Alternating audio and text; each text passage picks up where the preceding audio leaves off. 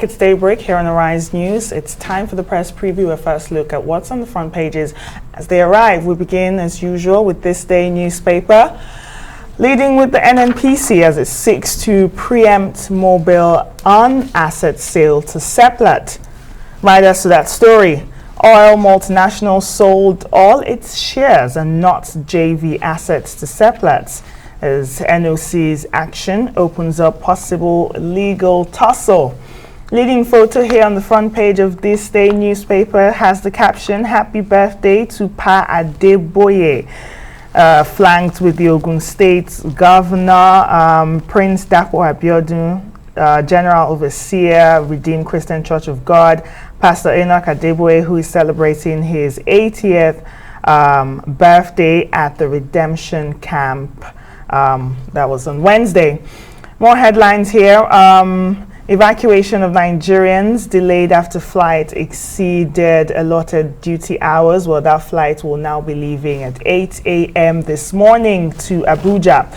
FG, federal government greenlights DCP carries extradition to the United States as the NDLEA to arraign suspended Super Cop, 4 RIT members and 8 counts of drug trafficking. Above the nameplate of this day this morning, INEC says we are not registering new parties because they won't participate in the 2023 elections. EU observer mission meets party stakeholders ahead of next year's polls as all world's eyes are on Nigeria, says US Ambassador. This and more on this day newspaper. The Punch newspaper is all about the money. The governors are fuming over falling FAC funds and carpets Nnpc. The FAC is the Federal Accounts Allocation Committee. Nigerian fighters must provide $1,000 for ticket visa. That's according to Ukraine. The Drug Law Enforcement Agency charges may stall Abakari's extradition to the US. That report is on page 2. And the federal government has no funds to meet ASU's demands. That's according to Works Minister Ngige. Find that on page 7. Right, let's look at The Guardian. The headline, Nigerians divided as Buhari seeks further amendment with free riders. The provision is unconstitutional, says Sage. There is nothing wrong with it, Adeboruwa insists. Melai, Kadri, others urge NAS to ignore the president. Well, this is on 84-12. Nigerians divided seeks further amendment. Then you have the picture there with Putin pointing, Vladimir Putin. Fear of potential enemies, domination, spur Russia's invasion. This story you can find on pages 4 and 5. The one I talked about before you find on page 6. NDLEA just below that picture. NDLEA slams 8 criminal charges against Abakari, others over drug offenses. We'll leave it there. We'll go on to the next paper. And the Nation's newspaper, leading with INEC's concerns. They're talking about their concerns about the 2023 general election, says there is security threats. That's the PDP saying that. And political spending pushes up demand for dollar. More headlines on the Nation's newspaper. Patrol hoarders to be sanctioned, says the Nnpc. And leading pictures there, buildings in flame after shelling in Kyiv, Ukraine. The Nation's newspaper, more headlines. Sanwo-Olu, Abiodun, Uzodinma in APC convention panels. NDLEA files charges against Kyari and others. Above the nameplate of the Nation's this morning, banking contributed 168.4 trillion naira to GDP in 4 years. This is the international paper. The Independent, Ukraine warned worse to come as attacks intensify. All right, the Times, Putin vows total victory. And just below that, Britain imposes sanctions on oligarch pair. You can find these stories.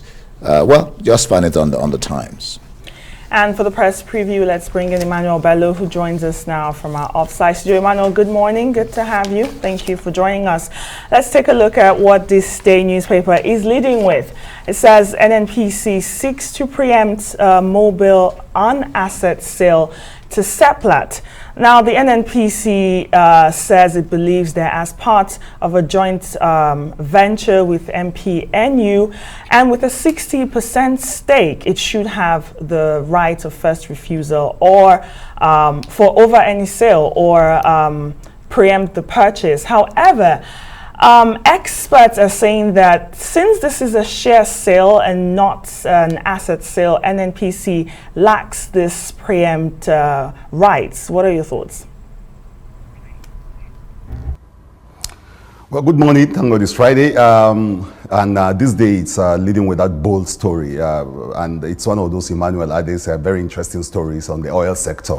And this day seems to be the only paper doing these stories. And Emmanuel Ade giving great insights, going behind the news and not just depending on what the Ministry of Petroleum or the Nnpc is saying, but digging deep and using other sources to get very interesting stories on the front page. He's been doing this since last year, looking at the oil sector and his editors too, trying to actually give space to those stories. Very important because we need to know what is happening in the oil sector.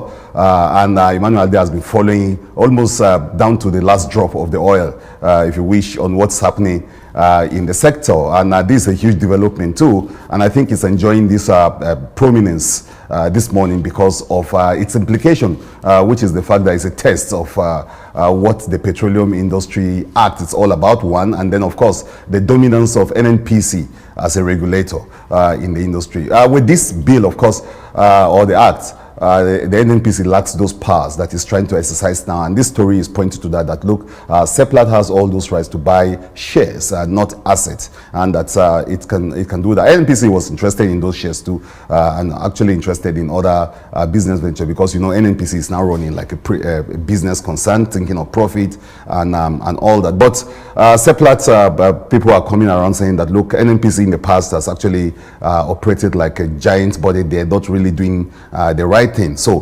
but with the new development, with all that the development in that sector, Nnpc lacks the power to regulate it and force its hand.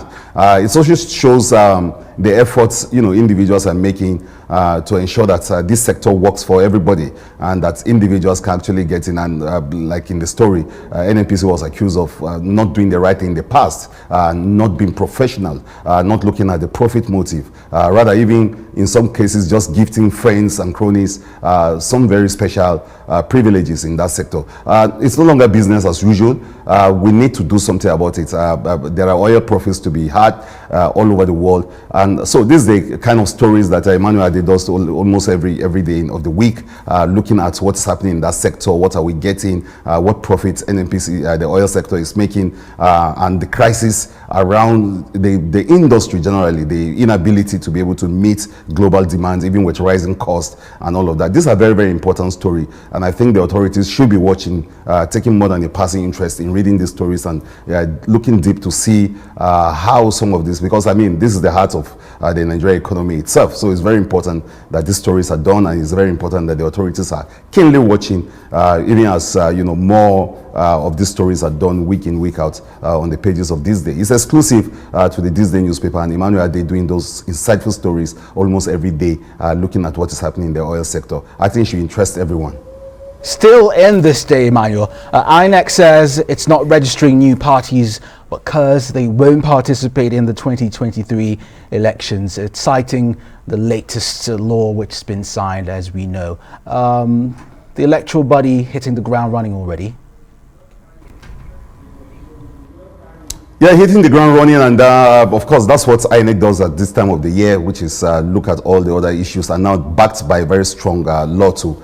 It's actually very ready, doing all it can do to ensure that these elections happen very well, and saying that look, we cannot register new parties. Remember that some bodies were coming together to see if they can get parties, new parties, apart from those 18 registered parties on board.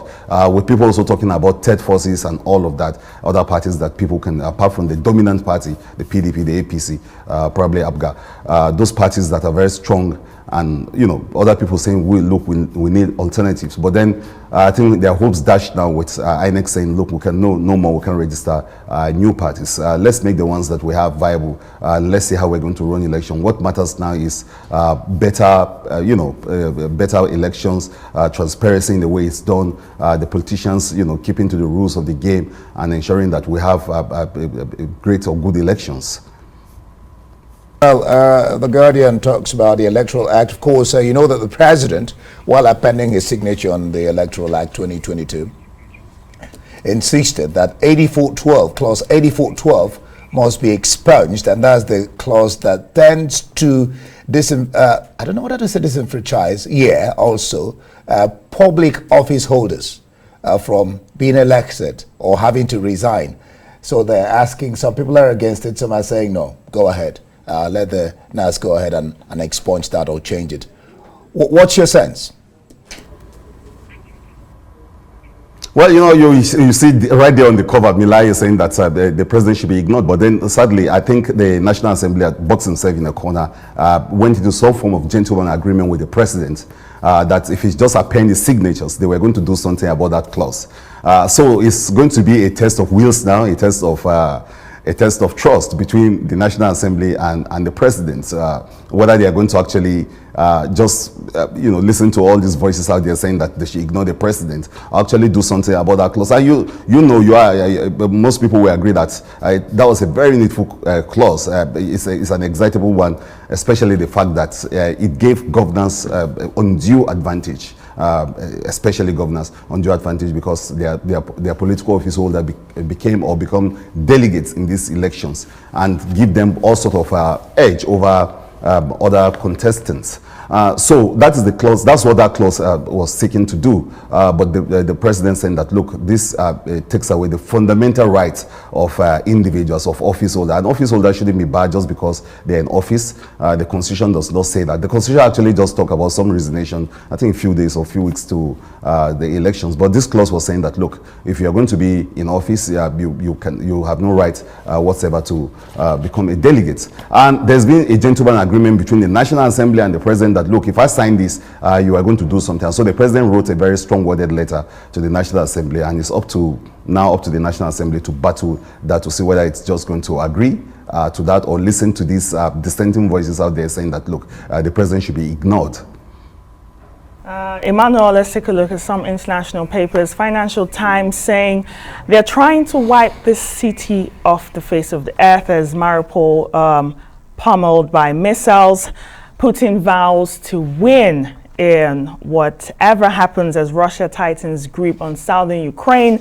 The newspaper is saying the worst is yet to come in this Russia invasion of Ukraine. Now, we know that the Nigerian government, in partnership with the private sector, have made efforts to return some evacuees from Romania, from Hungary, from Poland. And we're just getting reports that a flight from Bucharest just arrived in Abuja with evacuees from Romania. But our correspondent, Defemi, who we just spoke to earlier, who is in Poland, was talking to us about the delay that they faced yesterday and the reluctance of some Nigerian evacuees to come back to the country, Manu. Well, I find that aspect of our reporting very interesting, that Nigerians are choosing to stay in the theater of war rather than come back home. But that tells you how desperate Nigerians can be, especially when they are out of this place. Choosing to stay in the theater of war with all that Putin is saying, with all that he's vowing that, look, this war is going to be total, with the fact that some of these cities have been encircled already by,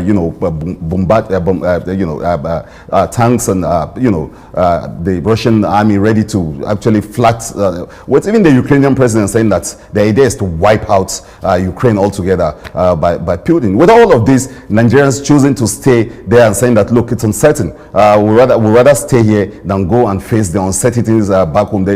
Our correspondent was reporting on that, and I find that a bit intriguing that people are ready, prepared to stay in uncertain climates with dangers facing them, rather than come back here and maybe face all the crises that you and I are seeing every day, the long queues, the lack of light, electricity, and all the other crises, the crisis of kidnapping, the crisis of banditry.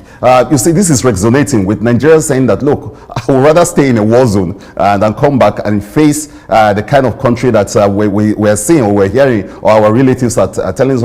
I think that is a bit profound, and I think as we head into the weekend, we must look at how Nigerians prefer to stay in places where the whole world seems to be beaming its searchlight on and saying that this is one of the most dangerous wars after the Second World War. This is one of the most dangerous situations Europe has ever found itself in. Practically the whole world found itself in, but Nigerians particularly insisting that they would rather stay in those kind of places than jump on those flights and come back to work for, as far as they're concerned, is of certain conditions back home.